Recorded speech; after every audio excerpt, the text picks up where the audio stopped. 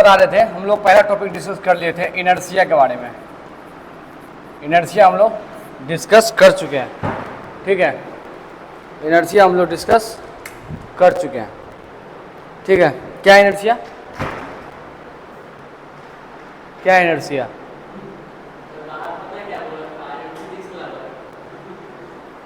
क्या इनर्शिया?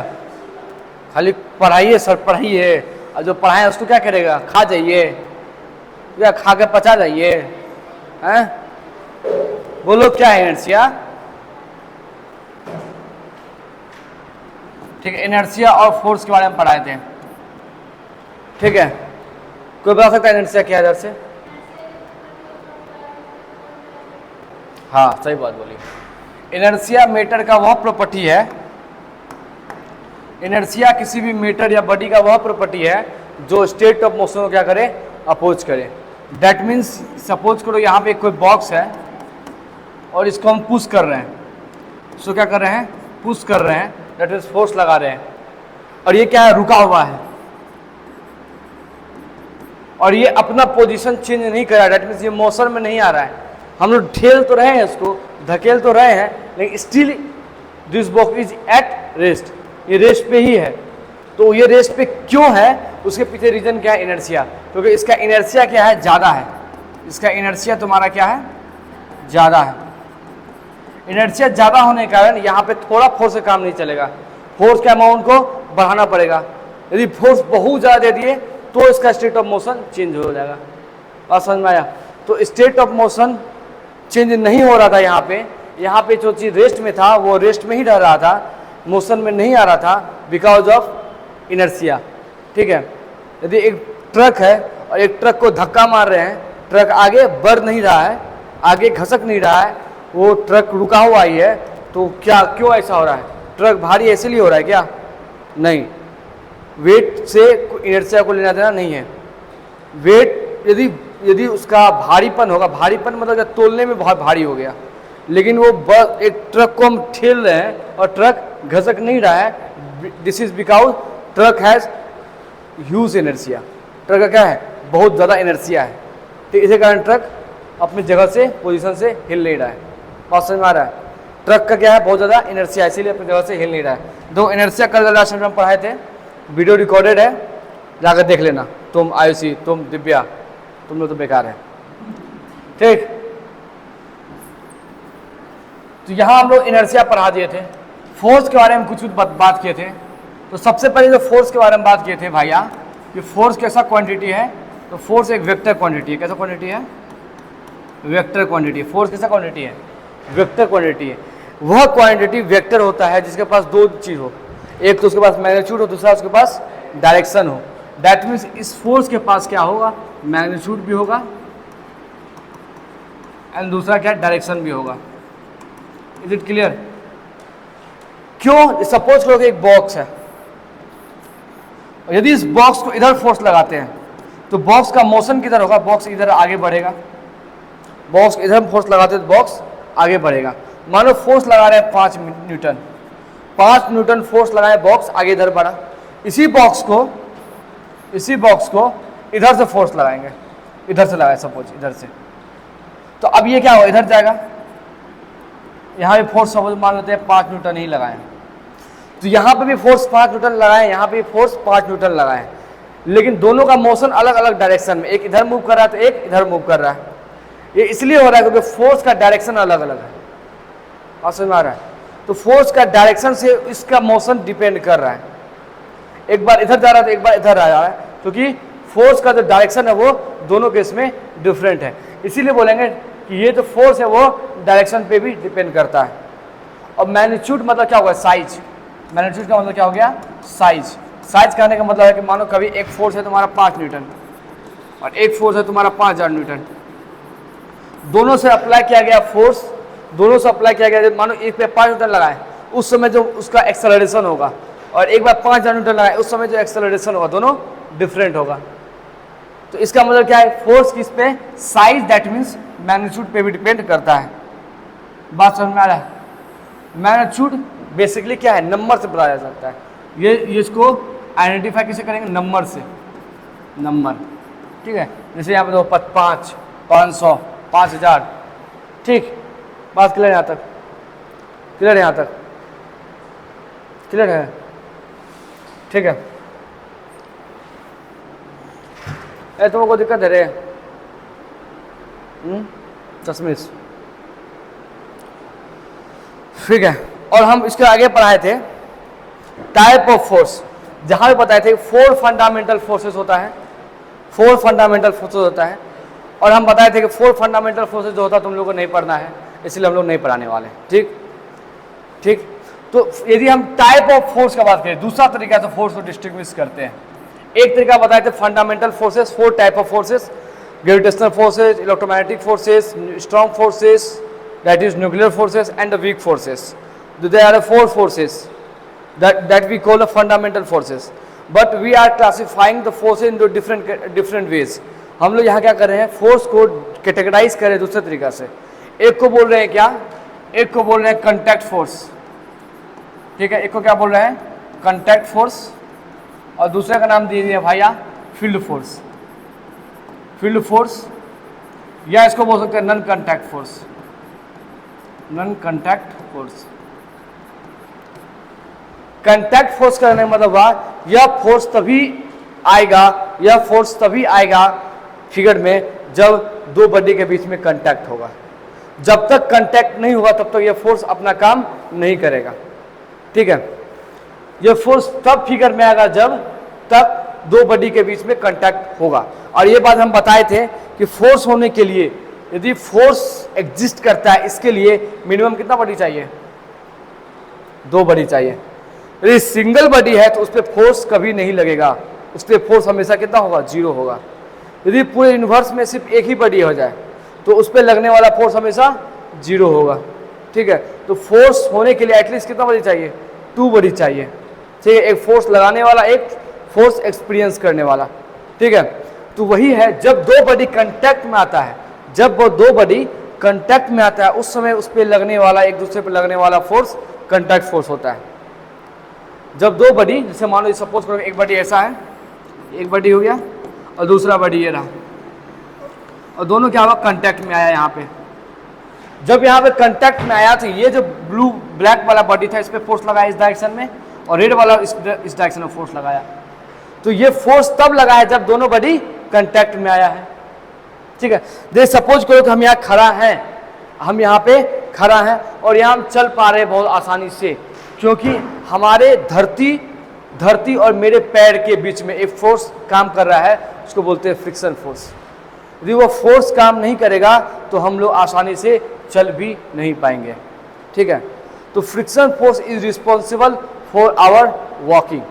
हमको चलना दौड़ना जो भी हम धरती पे कर पा रहे हैं वो किसके कारण कर पा रहे हैं, फ्रिक्शन फोर्स के कारण कर पा रहे हैं। तो फ्रिक्शन फोर्स भी एक प्रकार का कांटेक्ट फोर्स है, क्योंकि फ्रिक्शन फोर्स तब तक अराइज नहीं होगा जब तक हम लोग किसी सरफेस के कांटेक्ट में नहीं रहेंगे। यदि कांटेक्ट छूट गया फ्रिक्शन फोर्स खत्म हो गया, ठीक। तो ये डिफरेंशियल लिखने की कोई खास जरूरत नहीं है, कहीं कोई डिफरेंशियल पूछेगा नहीं, बस टाइप लिख लेना।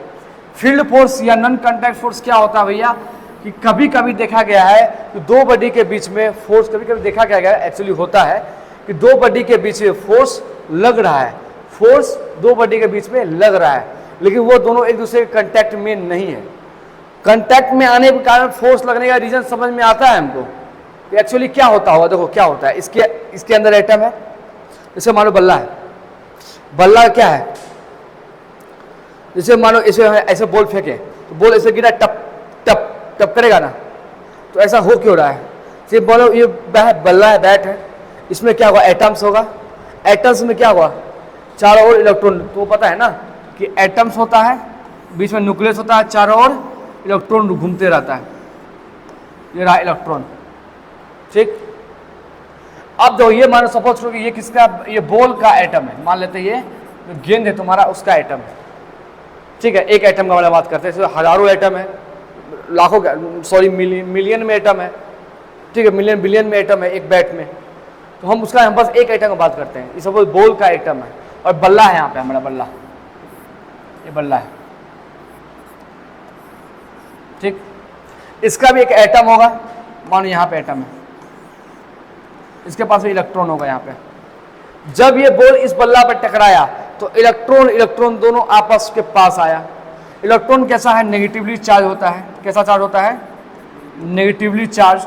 ये भी तुम्हारा यहाँ भी इलेक्ट्रॉन क्या है? Negatively charge. जब दो नेगेटिव चार्ज, जब दो सेम चार्ज आता है तो रिपल्सन होता है।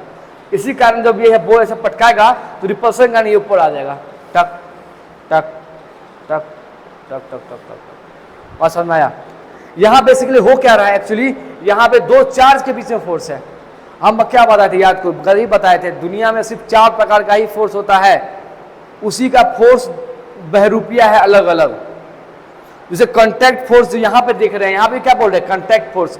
लेकिन एक्चुअली में ये कौन सा फोर्स है पता है? इलेक्ट्रोमैग्नेटिक फोर्स है। कौन सा फोर्स है? Electromagnetic force. इलेक्ट्रोमैग्नेटिक फोर्स होता है चार्ज के कारण प्रोड्यूस होता है, चार्ज के कारण। नहीं समझ में आ रहा? छोड़ दो, ये समझ में नहीं आया छोड़ दो, इसको मिटा दो, ठीक है। कभी कभी हम भावनाओं में बह जाते हैं, ठीक। यहां तक समझ में आ गया? जब दो बॉडी कांटेक्ट में रहेगा उस समय लगने वाला फोर्स क्या बोलेंगे? कांटेक्ट फोर्स बोलेंगे, ठीक। जब दो बॉडी नॉन कांटेक्ट है, कांटेक्ट में नहीं, सपोज करो कि एक बॉडी यहाँ पे है आम, ये रहा धरती और ये रहा आम का पेड़, ये रहा आम का पेड़ और यहाँ लटकल है आम, ठीक है। मारे ढेला और आम गिरा धपाक, तो यहां पे क्या हो रहा है कि आम जो है धरती की ओर गिर रहा है because of force of attraction, force of attraction. तो यहां पे हम देख रहे हैं कि आम और धरती के बीच में कोई कांटेक्ट नहीं है, there is no contact between the arm and धरती, बट स्टिल धरती is trying to pull arm, ठीक है। धरती क्या कर रहा है? आर्म को खींच रहा है। तो यहां पे जो फोर्स ऑफ एट्रैक्शन प्रोड्यूस हो रहा है जबकि यहां पे कोई कांटेक्ट नहीं है, इस प्रकार का फोर्स को क्या बोलेंगे? Non contact force. इसका नाम फील्ड फोर्स क्यों रखा गया है? तो ऐसा एज्यूम किया जाता है कि यहां पे कुछ नहीं है तो फील्ड है, कुछ नहीं है तो फील्ड है, फील्ड स्पेस है। उस जैसे सपोज करो, इसको समझाते हैं फील्ड फोर्स को समझाने के लिए। जैसे सपोज करो एक मंदिर है, सपोज करो कि ये मंदिर है, यहां से पास होने वाला इंसान जब भी यहां पे पास आता है वो क्या करता है? झुक जाता है, तो जय भगवान, फिर भूख के आगे बढ़ जाता है, ठीक। जब भी कोई इंसान यहां से गुजरा है वो क्या हो गया? तो झुक के परिणाम किया है, ठीक। यहाँ लेकिन एक बार खास रखना, ये इंसान जो होगा हिंदू होगा। यदि यहां से मुस्लिम, एक मुस्लिम है और ये पास करेगा तो क्या करेगा? ये झुकेगा नहीं, सीधे निकल जाएगा, ठीक। यहां पे देख रहे कि ये इंसान जो हिंदू था वो क्या कर रहा था? इस मंदिर में अपना माथा टेक रहा था, जा रहा था। तो हम क्या बोले कि जो मंदिर है ना, इसका अपना एक फील्ड है, मंदिर का अपना एक फील्ड है, मंदिर का अपना एक स्पेस है। उस फील्ड के अंदर, उस फील्ड के अंदर खास प्रकार का पार्टिकल जब आता है, खास प्रकार का पार्टिकल जब आता है तो एक प्रकार का एनर्जी फील करता है, एक प्रकार का फोर्स फील करता है और खुद ब खुद झुक जाता है। भगवान, समझ में आ रहा बात?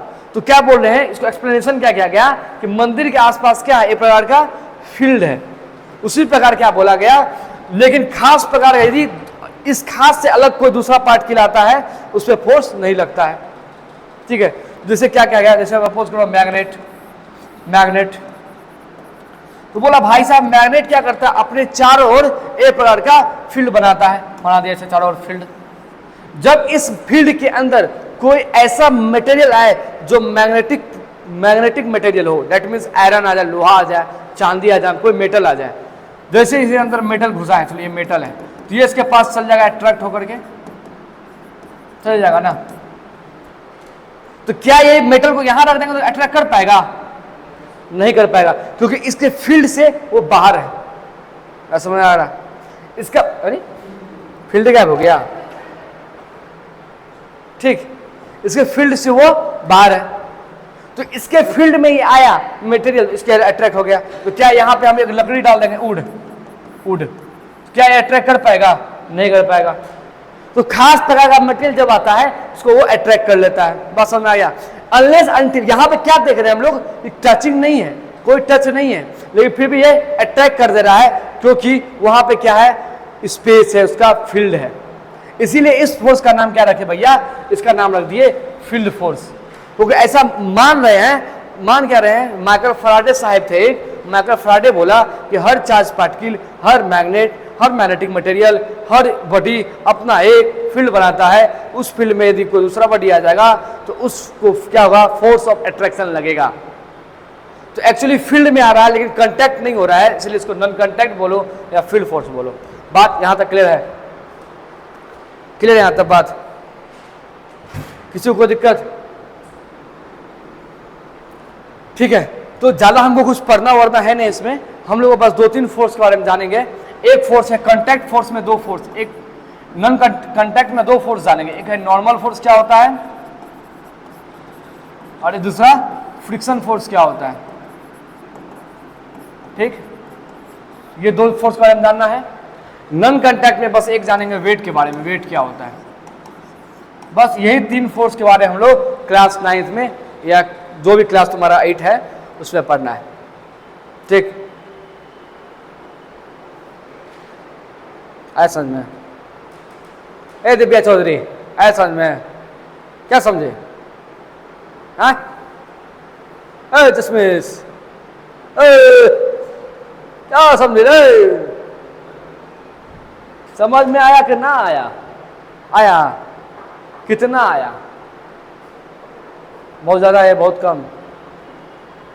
ठीक है, जो समझ में नहीं है ना उसके लिए उपाय दो, यहाँ रिकॉर्डिंग कर रहे हैं, देख लेना घर पे जाकर के। ठीक है, नहीं करते थे 9 का रिकॉर्डिंग, लेकिन सोचे कि तुम लोग कभी क्लास आती है कभी क्लास नहीं आती है। ठीक है, हम मोस्टली कोशिश करेंगे मेरा क्लास 3 बजे ही लगे। ठीक है, यदि नहीं लगा तो कोई बात नहीं। ठीक, चलो यहाँ तक क्लियर है? तो फोर्स भैया क्लियर हो गया। ठीक है, तो हम लोग क्या बताए थे, पहला टॉपिक पढ़ेंगे इनर्शिया और फोर्स। फोर्स बहुत हद तक समझ लिए। ठीक है, कि फोर्स क्या होता है, फोर्स मैकेनिकल इंटरेक्शन है, फोर्स क्या करता है, स्टेट ऑफ मोशन को चेंज करता है, फोर्स कैसा क्वांटिटी है, वेक्टर क्वांटिटी है, इसका नेचर कैसा है। यदि नेचर का बात करेंगे, फोर्स का नेचर के बारे में बात करेंगे, तो ये 2 काम कर सकता है, या तो पुल करेगा या तो पुश करेगा। इसका नेचर क्या है, pulling and pushing, pulling and pushing. बात ये तो बहुत क्लियर है बचपन से, pull and push equal force, force यही पढ़ते आया जिंदगी भर। ठीक है, तो नेचर क्या है उसका, पुलिंग एंड पुशिंग। ठीक है, पुलिंग एंड पुशिंग तभी पॉसिबल है जब एटलीस्ट कितना बॉडी हो, 2 बॉडी हो। ठीक, फोर्स तभी पॉसिबल है जब तक कम से कम 2 बॉडी हो। सिंगल बॉडी है तो कभी फोर्स पॉसिबल नहीं हो सकता। ठीक, ये बात तुमको समझ में नहीं आ रहा है कि सिंगल बॉडी है तो फोर्स क्यों नहीं समझ में आता, इसके लिए प्रीवियस क्लासेस तुमको देखना। तो एक बहुत बड़ा क्वेश्चन था। क्वेश्चन क्या था कि सपोज करो कि एक यहां पर सरफेस है, ठीक है, और एक बॉल है यहां पे, ठीक, गेंद है, और एक गेंद मूव कर रहा है कांस्टेंट वेलोसिटी से। कैसे मूव कर रहा है, कांस्टेंट वेलोसिटी से। भी क्या तुम्हारा कांस्टेंट है। तो देखा क्या जा रहा था ना, कि जैसे मैंने कांस्टेंट वेलोसिटी मूव किया, धीरे धीरे धीरे आगे रुक जाएगा था। तो अरिस्टोटल क्या बोला कि किसी बॉडी को कांस्टेंट वेलोसिटी से मूव कराने के लिए, कांस्टेंट वेलोसिटी या इसको दूसरा क्या नाम क्या देते हैं, यूनिफॉर्म वेलोसिटी, यूनिफॉर्म वेलोसिटी। तो क्या बोला अरिस्टोटल कि किसी बॉडी को यूनिफॉर्म मोशन प्रोवाइड करना है, किसी बॉडी को यूनिफॉर्म मोशन में बरकरार रखना है, किसी बॉडी को यूनिफॉर्म मोशन में बरकरार रखना है, तो बीच बीच में क्या करना पड़ेगा, हमको उस पर फोर्स लगाना पड़ेगा। क्या लगाना पड़ेगा, फोर्स। जैसे मान लो ये 5 मीटर चल रहा है और ये क्या स्लो होने लगा, 3 मीटर हो गया, तो सब फोर्स आया, फिर 5 कर दो। बात समझ में आ रहा है? जैसे अपना वेलोसिटी कम कर तब ये फोर्स लगा दो, वेलोसिटी क्या कर दो, 5 कर दो, फिर चलने लगे 5 चला, 5 चला, फिर थोड़ा कम हुआ, तुरंत फोर्स लगा दो और बढ़ा दो। ऐसा बात कौन बोला, अरिस्टोटल। अरिस्टोटल क्या बोला, अरे बाप रे क्या क्या हो गया,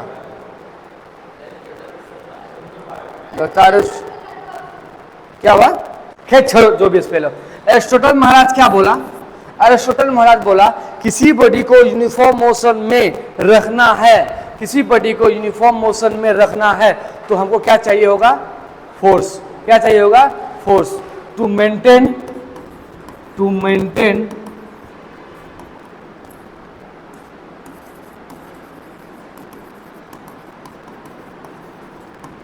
to maintain their uniform velocity, ठीक है, यूनिफॉर्म मोशन या वेलोसिटी बोलो, वी नीड किसका नीड है भैया? फोर्स का। बोला एरिस्टोटल महाराज किसी बॉडी को यूनिफॉर्म मोशन देते रहना है, ये बॉडी अपना वेलोसिटी चेंज ना करे हमेशा के लिए, तो उसको लिए क्या होना पड़ेगा? एक फोर्स तुमको लगा कर देते रहना पड़ेगा। बात समझ में आया? जैसे सपोज कोई पेंडुलम है, पेंडुलम तो ऐसे चलाओगे तो धीरे धीरे बंद हो जाएगा ना, बंद हो जाएगा, लेकिन इसलिए हम लोग क्या करते हैं? बैटरी लगा देते हैं। और बैटरी क्या करता है? उसको फोर्स प्रोवाइड करता है, इसलिए पेंडुलम हमेशा चलते रहता है, ऐसे घड़ी का पेंडुलम। तो घड़ी का पेंडुलम चल रहा है क्योंकि पीछे से क्या है? एक हम बैटरी लगा दिए हैं जो क्या करता है? फोर्स अप्लाई कर रहा है, सो दैट इसको चलाते रहना है। उसी प्रकार ये बोला कि बॉल है उसको कांस्टेंट वेलोसिटी या यूनिफॉर्म वेलोसिटी बरकरार रखना है, तो क्या करना पड़ेगा? उसमें बारी बारी से टाइम टू टाइम फोर्स देते रहना पड़ेगा, टाइम टू टाइम क्या देते रहना पड़ेगा? फोर्स देते रहना पड़ेगा, ताकि उसका वेलोसिटी चेंज ना करे। ये क्लियर है बात? ये कौन बोला? अरिस्टोटल बोला, ठीक है। तो अरिस्टोटल बोल गया, खुश हो गया, चल गया घर। तो गैलीलियो साहब आए, वो इतना एक्सपेरिमेंट किए। कौन किए? गैलीलियो, ठीक है।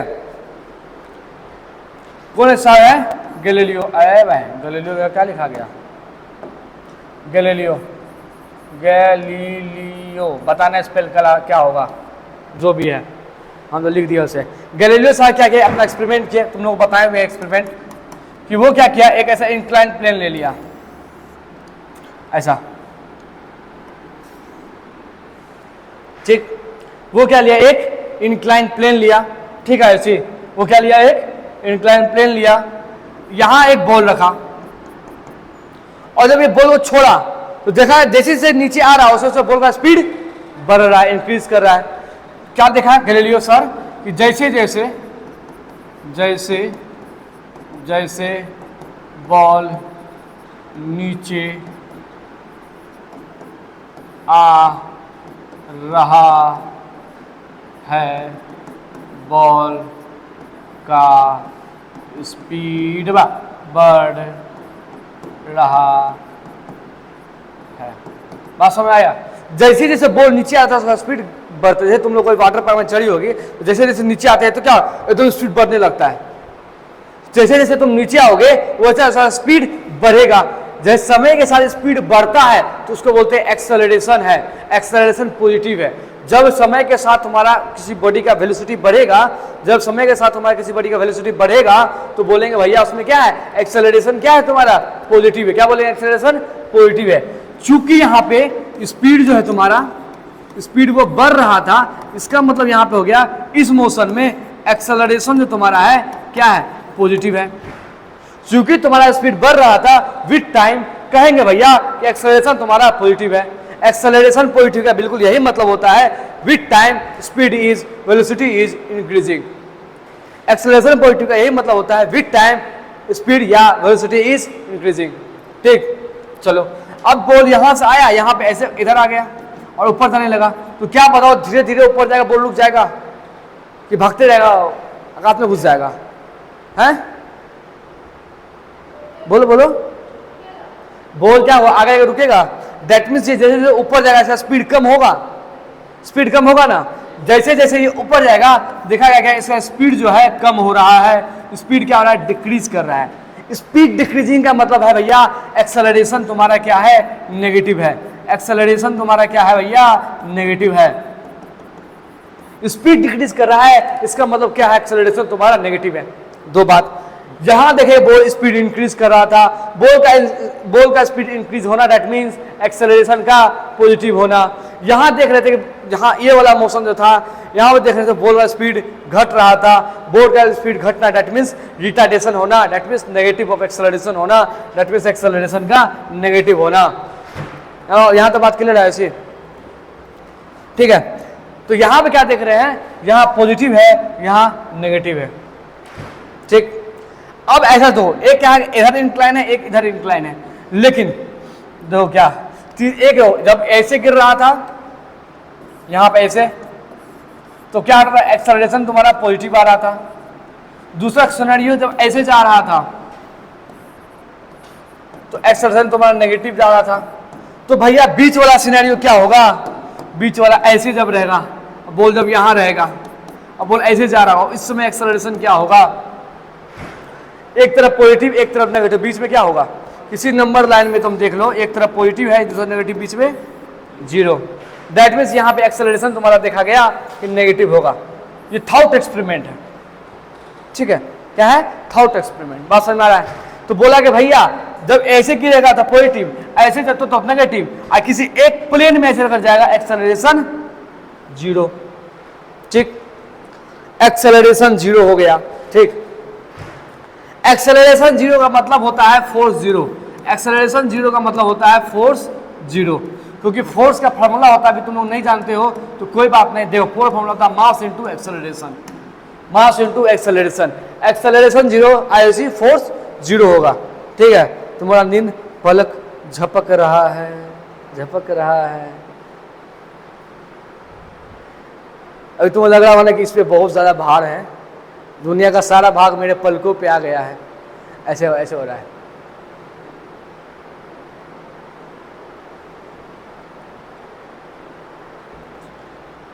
एक काम करो, तुम्हें ना यहाँ आ जाओ झूला पे, झूला झूलो 2 बार, वापस आ जाओ, नींद खत्म हो जाएगा। जाओ जाओ।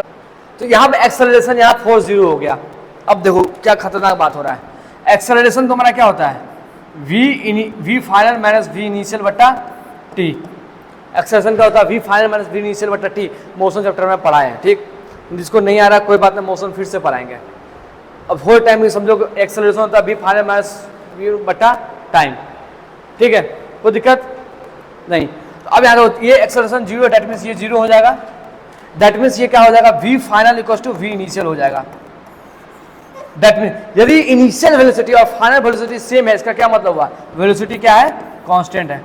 इसका क्या मतलब है, वेलोसिटी क्या है, कांस्टेंट है। वेलोसिटी कांस्टेंट का क्या मतलब होता है, यूनिफॉर्म मोशन। कैसा है भैया, यूनिफॉर्म मोशन। बोले अरे साला क्या खतरनाक चीज आ गया, क्या खतरनाक आ गया कि यहां पे फोर्स क्या देख रहे थे, इस मोशन में जीरो था, फोर्स जीरो था, और इसी मोशन में क्या है तुम्हारा, यूनिफॉर्म वेलोसिटी है। दैट मीन्स फोर्स जीरो है, यूनिफॉर्म मोशन है। दैट मीन्स यूनिफॉर्म मोशन के लिए फोर्स का कोई आवश्यकता नहीं है। एरिस्टोटल क्या बोल दिया था, एरिस्टोटल बोल दिया था, अरे भैया एरिस्टोटल क्या बोल दिया था कि यूनिफॉर्म मोशन के लिए फोर्स जरूरत होता है। लेकिन गैलीलियो सर ने एक्सपेरिमेंट करके बता दिया कि भैया यूनिफॉर्म मोशन के लिए कोनो फोर्स ना चाहिए, यूनिफॉर्म मोशन के लिए कोई फोर्स का जरूरत नहीं है। एक बॉडी यूनिफॉर्म मोशन में है तो हमेशा के लिए ही यूनिफॉर्म मोशन में ही रहेगा। एक बॉडी यूनिफॉर्म मोशन में है, एक बॉडी कांस्टेंट वेलोसिटी से चल रहा है तो जिंदगी भर के लिए कांस्टेंट वेलोसिटी से ही चलेगा, उसके लिए फोर्स की आवश्यकता नहीं है। ये बात कौन बोला, गैलीलियो सर। एरिस्टोटल का बात को धज्जी उड़ाते हुए बोला बेटा तुम तो गलती पलती बता दिया, सो काटो, समझा। एरिस्टोटल का बात को काट दिया, this line statement is wrong. Galileo क्या बोला, किसी बॉडी को यूनिफॉर्म वेलोसिटी प्रोवाइड करना है भैया तो उसके लिए फोर्स की आवश्यकता नहीं खेबा। ठीक है, क्लियर है यहां तक, ठीक है। तो यहां 2 पॉइंट क्लियर हुआ भैया। क्या क्या पॉइंट क्लियर हुआ कि यूनिफॉर्म वेलोसिटी है, यूनिफॉर्म मोशन है, यूनिफॉर्म मोशन, हट तो फोर्स चाहिए कि नहीं चाहिए, हट अभी बताएं, no force, no force required, no force required. यदि यूनिफॉर्म मोशन है तो कोई फोर्स नहीं चाहिए। अच्छा, यदि बॉडी रेस्ट में है, यदि बॉडी रेस्ट में है तो उसको फोर्स चाहिए रेस्ट में रहने के लिए। हम रुके हुए हैं, हमको रुके सुतले रहना है तो क्या फोर्स चाहिए हमको, नहीं चाहिए, नो फोर्स। गैलीलियो ये 2 बात बोल दिया कि कोई बॉडी रेस्ट में हो या बॉडी यूनिफॉर्म मोशन में हो, दोनों में फोर्स का आवश्यकता नहीं है। एक्चुअली 2 अलग अलग बात ही नहीं है, दोनों एक ही चीज है, दोनों एक ही चीज है। अब कैसे है वो हम मोशन में डिस्क्राइब करेंगे, क्योंकि ऑब्जर्वेशन पे डिपेंड करता है कौन सा मोशन रेस्ट में है, कौन सा बॉडी मोशन में है। ठीक है, ऑब्जर्वर पे डिपेंड करता है। फॉर टाइम बीइंग ये बात भूल जाओगे हम क्या बोले। बस अभी ये समझो कि यदि कोई यूनिफॉर्म मोशन है कोई फोर्स नहीं चाहिए, रेस्ट है कोई फोर्स नहीं चाहिए। दैट मीन्स कोई पार्टी यूनिफॉर्म मोशन में है तो जिंदगी भर के लिए यूनिफॉर्म मोशन में रहेगा, कोई पार्टी रेस्ट में है तो जिंदगी भर के लिए रेस्ट में ही रहेगा। ये बात कौन बोला? गैलीलियो बोला। तो न्यूटन यहां से कॉपी पेस्ट मार लिया अपना। न्यूटन क्या है? Copy control C plus control भी मार के बोल दिया फर्स्ट लॉ ऑफ न्यूटन कि body is at rest remains at rest, body is at uniform motion remains in uniform motion until and unless we apply a force. ठीक है, Galileo का statement क्या क्या? Copy paste. ठीक है, तो Galileo के स्टेटमेंट को कॉपी पेस्ट करके इसको फर्स्ट लॉ बता दिया, first law of motion given by Newton. क्या बोला? कोई बॉडी रेस्ट में है तो रेस्ट में ही रहेगा, गैलीलियो यही बोला था, no force required that means always is rest. कोई बॉडी यूनिफॉर्म मोशन में है तो यूनिफॉर्म मोशन में ही रहेगा, गैलीलियो यही बोला था कि body is uniform motion, no force is required that means body is remains in uniform motion. ठीक है, कब तक होगा? जब तक फोर्स नहीं लगाएंगे, खड़ा है खड़ीन की वजह से रह जाएंगे, कोई अगर एक लात मार दिया उठ गए, बस समझ आया? यही बात हो गया न्यूटन का फर्स्ट लॉ। इफ तो स्टेटमेंट क्या लिख देंगे भैया? If a body is at rest will remains at rest, और body is at uniform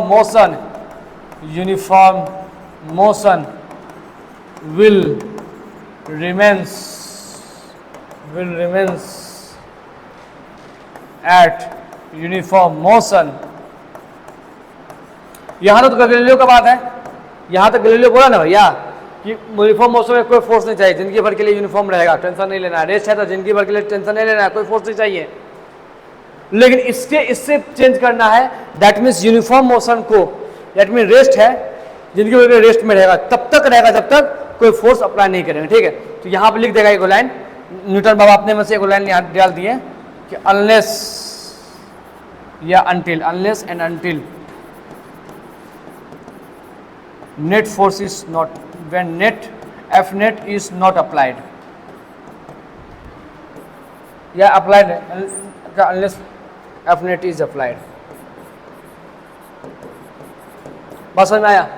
कोई बड़ी रुका हुआ रहेगा जिंदगी भर के लिए तो जिंदगी भर रुकल रहेगा, कोई बड़ी मोशन में रहेगा यूनिफॉर्म मोशन में, जिंदगी भर के यूनिफॉर्म मोशन में रहेगा, तब तक फोर्स नहीं अप्लाई करते। This is the first law of Newton. And also we call the Galileo, Galileo का भी स्टेटमेंट यही था। गैलीलियो पहले आया था न्यूटन से, तो गैलीलियो का obviously this credit goes to Galileo. तो न्यूटन का काहे नाम है? तो न्यूटन क्या कहता है? तीनों लॉ को कंपाइल किया था। ठीक है, इसलिए उसका नाम आ गया। ठीक है, नाम से इसका मतलब ये नहीं है गैलीलियो कम महान था। ठीक है, ठीक है। तो अब लगता है इसका नींद थोड़ा टूट गया तुम्हारा, थोड़ा नींद तो टूटा है ना थोड़ा सा। चलो, यहाँ रख किसी को दिक्कत, यहाँ रख किसी को दिक्कत, दिक्कत है ना? अरे दिव्या दिक्कत तुमको? दिव्या रे दिक्कत है? At rest will remains at rest, कहीं सुना है ये? कहाँ? इनर्शिया में। Body is at motion uniform motion will remains at uniform motion, कहीं सुना है? इनर्शिया में। इसलिए बोल सकते हैं इसको लॉ ऑफ इनर्शिया, भैया को लॉ ऑफ इनर्शिया। न्यूटन का जो पहला लॉ है क्या है? तो क्या बोलते हैं? लॉ ऑफ इनर्शिया, क्योंकि इनर्शिया का स्टेटमेंट को बता रहा है ना, ये इनर्शिया का ही स्टेटमेंट को बता रहा है ना, इसलिए क्या बोलते हैं इसको? Law of inertia. Newton first law is called the law of inertia. कोई दिक्कत यहाँ तक?